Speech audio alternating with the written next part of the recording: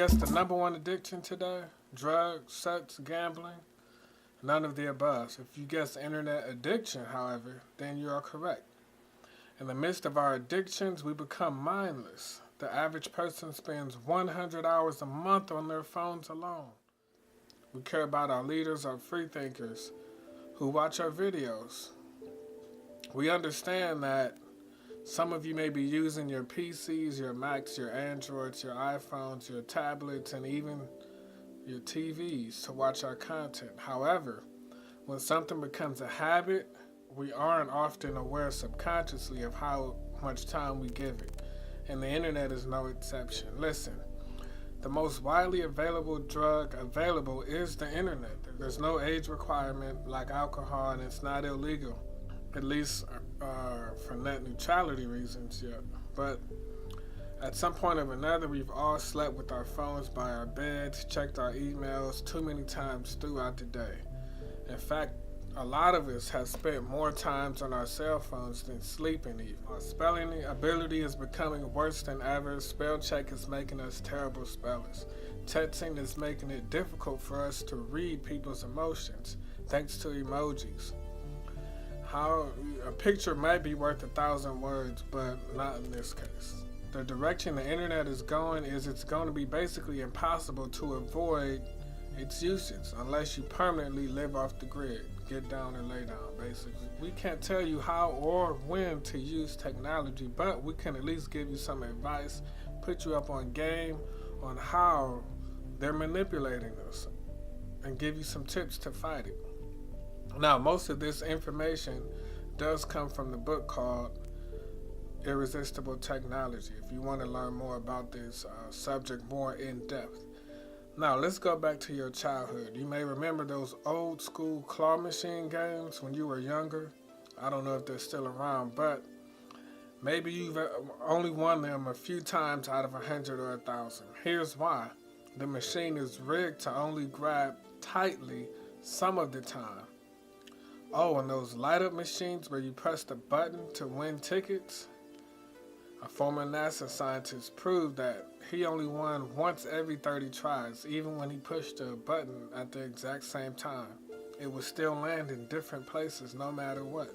If you feel you're too grown for those games, for the casino lovers, you may have noticed sometimes that you hear the same noise when you lose and when you win during the slot machine game or something like that, which basically keeps you involved psychologically, because even when you're losing, it feels like you won, and even when you won, it feels like you're losing.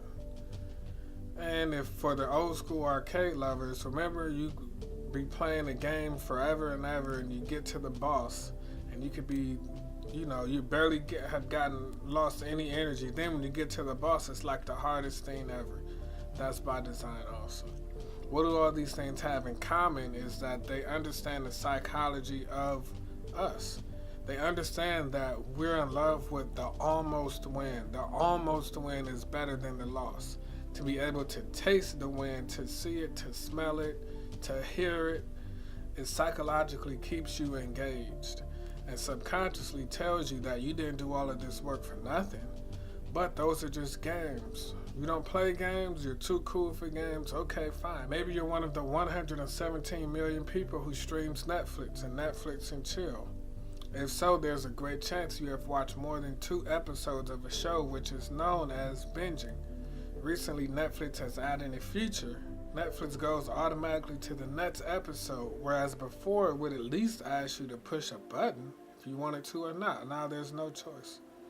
Maybe after 4, 5, or 6 episodes, it'd ask you. Now, this takes advantage of cliffhangers.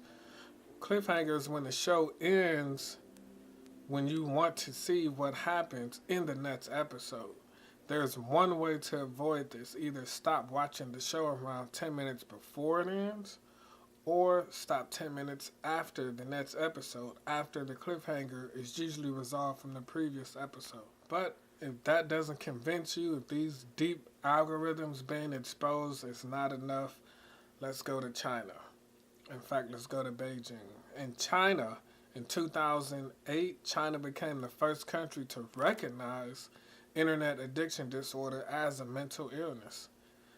China houses over 400 internet gaming rehabs, and some of the addicts had so much trouble controlling their addiction that the adults even were wearing diapers so they wouldn't have to take breaks to continue using the internet.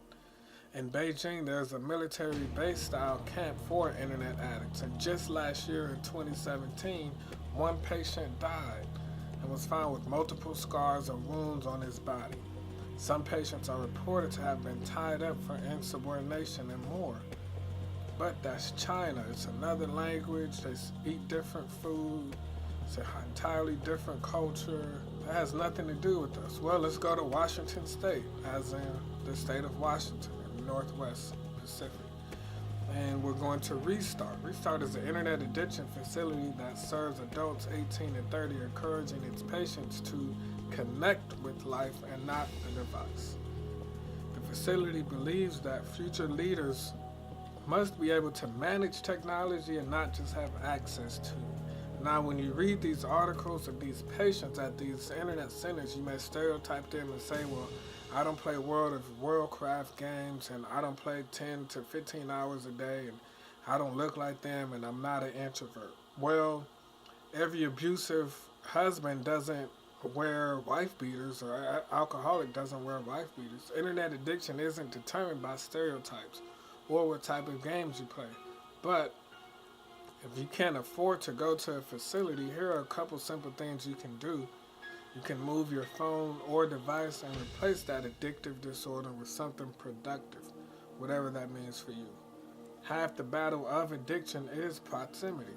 Parents should caution and closely monitor the time they allow because the parents are paying the bills, allow their children and teenagers to use the internet, as early adulthood is the highest risk age-wise for developing addictions.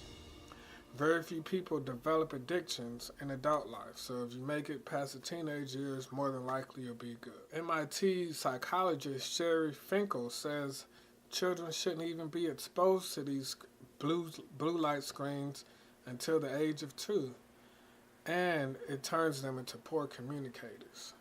Maybe addiction is a sort of misguided love, maybe it's love with the obsession, but not the emotional support. It's been proven that heroin and video games have the same similar brain patterns.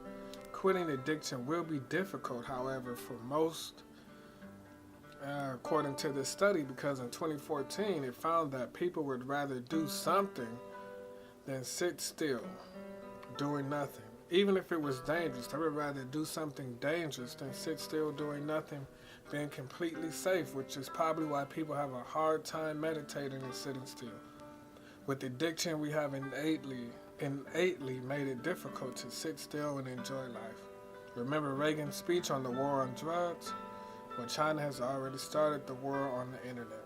And you may think that China's fight against internet addiction is extreme, but as of March 2nd, the World Health Organization has added gaming disorder to its list of mental health conditions. This has received backfire even from mental health experts and academics alike.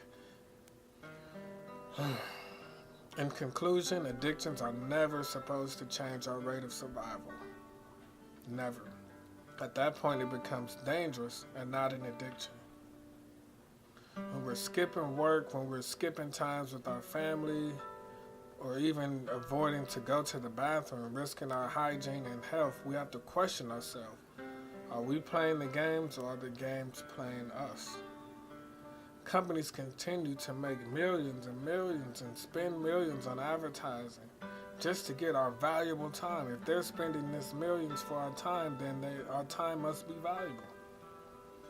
This time could have been spent with loved ones, or learning new things, or just having a peace of mind.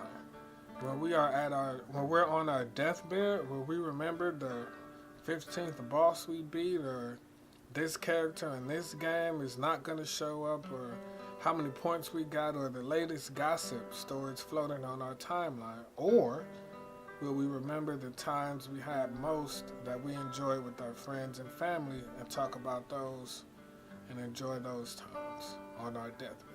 I'll let you decide. Entertainment is a more deceptive drug than any uncontrollable substance. Escapism comes in many forms also. With the fast advancement of technology, self-discipline will become more important than ever before. Remember, think independently. Your future depends on it. And stay tuned for more Melanated Media News.